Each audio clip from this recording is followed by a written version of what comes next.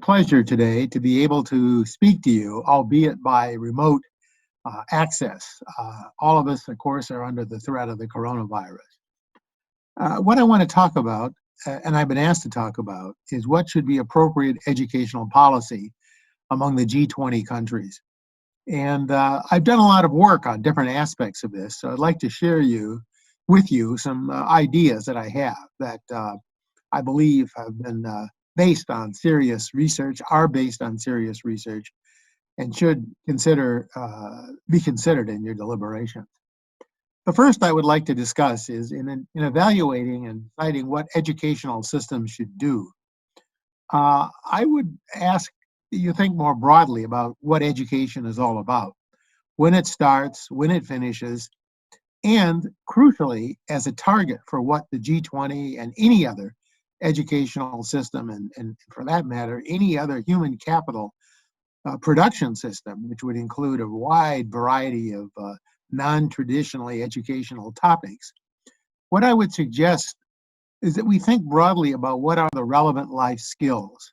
And there's been a lot of exciting research on this, some of it by the OECD, some of it by psychologists and economists around the world. So we know the traditional emphasis in the past, especially in cognitive psychology and a lot of the work that was done in the 50s and 60s was on IQ, cognition, or what would be captured by achievement tests. But what we've come to understand is that a broader array of skills are really necessary to perform in life. And by perform, I mean not just in the labor market, but in social work, social society, interaction, voting, engagement with your fellow human beings, but also in terms of self-motivation in various tasks and cooperation. So I think that what we've come to go beyond and we've come to understand much better was that we should move beyond thinking only about a cognitive focus for what the goals of schools are. And this affects the measurement systems. It affects the measurement systems in that we should think more broadly than just about IQ or achievement tests or PISA tests as traditionally configured. Even OECD is now engaged in trying to measure social and emotional skills. And I think it's very important when we look at when we look at the structure here of how to evaluate educational reforms, how to evaluate educational systems, that we think of a much broader array of skills than just the traditional IQ, cognition, and so forth.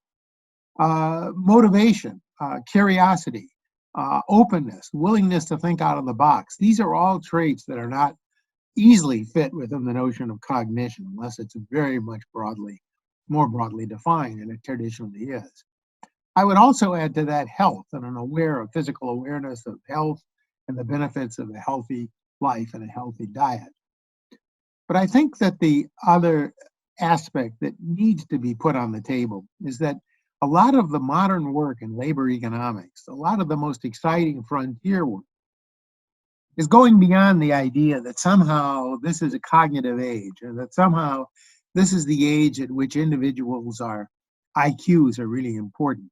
In fact, a lot of studies in labor economics, recent studies, have shown that the structure of the um, labor market is really favoring much more, not just cognitive skill, not just non-cognitive skill, which OECD is starting to measure, but also something deeper called complexity and the ability to respond to change, the ability to think flexibly, to solve new problems. And there are ways to measure this. Educational Testing Service, for example, has been actively engaged in devising measures based on computer-based algorithms and other algorithms for how to essentially measure how well people respond to complexity. So we can measure it and we can also teach it because we can ask students to think about problems and solving problems and looking problems in the face and putting all the pieces of a problem together rather than isolating it, say, as just a matter of mathematics or English language or Chinese language or whatever language we're talking about. So I would ask that we think more broadly. But with that, we should also think about what society is all about and how diverse the number of tasks happens to be. There are a large number of tasks out there, huge tasks. different roles. Economists use the term comparative advantage. I think the term conveys what it means. Literally, we each are good at different things, and we benefit each other by specializing or being relatively active in those areas where our abilities are of greatest use. And what this means, of course, is that people are very diverse. People have very different kinds of abilities, spatial abilities, language abilities, mathematical abilities, and abilities to cope and deal with complexity and manage situations. And so I think the educational system should really understand this diversity of abilities and should really understand the diversity of tasks that are required for a successful modern economy. And I would say as a corollary of that thought, I would add the notion that there should be much more emphasis on training students who are uh, capable of performing a variety, not the same student, but different students performing or specializing in, or at least being able to perform to a high level of ability, different tasks in society. And what that means is that an academic education is not for all. I've done a lot of studies showing in the United States anyway, that the economic rate of return to college is low for certain groups of individuals with different abilities and motivations and backgrounds. Nonetheless, they can earn a very high level of return, not necessarily 4-year college, might be 2-year college, it might be an apprenticeship system and the like. So I think we need to think much more broadly about what it is, what are the tasks that actually individuals do, and that we should capture in our measurements and in our education, the training of people in those tasks. So that I think is very important. College is not for all, at least 4-year college, and that we should really think beyond the very narrow academic boundary which we frequently inhabit, stay behind, and use to lead. Finally, I'd like to talk about the nature of learning itself.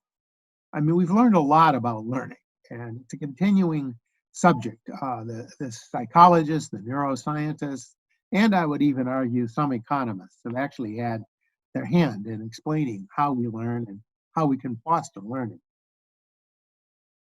And what we've come to really understand by comprehensive empirical study is basically that learning starts at home. That's obvious. If children are born, the parents play a huge role in shaping their learning, setting examples, and so forth.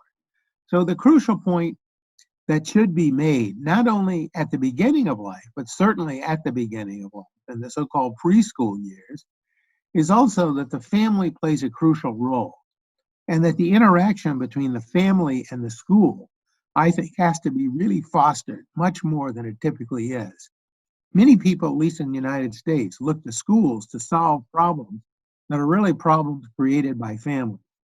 At the same time, a lot of the schools are not really drawing on the resources of the family and its ability to encourage the child, to support the child in the learning process.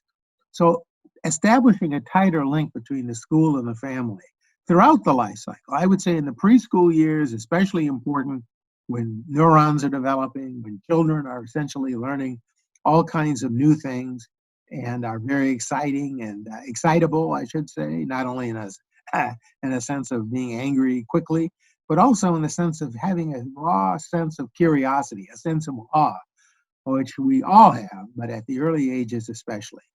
And so we can draw on that, and we should. But we should think about learning.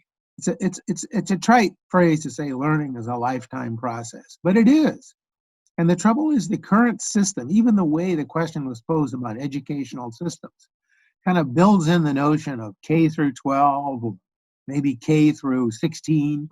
But it suggests that there's a segment of life, a system that, but learning is much broader than learning requires that we engage the larger world. And in fact, a society and a organized so that this learning process is encouraged at every stage of the life. And I would say even at the oldest stages in life, when people are, past 60s, and we know there's a lot of learning that goes on, a lot of new neurons are created, and a lot of possibilities even there. And for self-management, for help, for awareness, All of these factors are really essential part, and they can be learned, and they can be learned throughout the lifetime. So I think a focus on a lifetime learning system, including apprenticeship systems, including preschool, including even earliest stages of parent-child visiting programs that stimulate the early years, these have proven to be effective and I think allow the society to really build, to give opportunity to children so that when they themselves become adults, they themselves can pass the torch to their generations. So thank you very much for your attention, and I regret very much that I cannot be with you today. Thank you very much.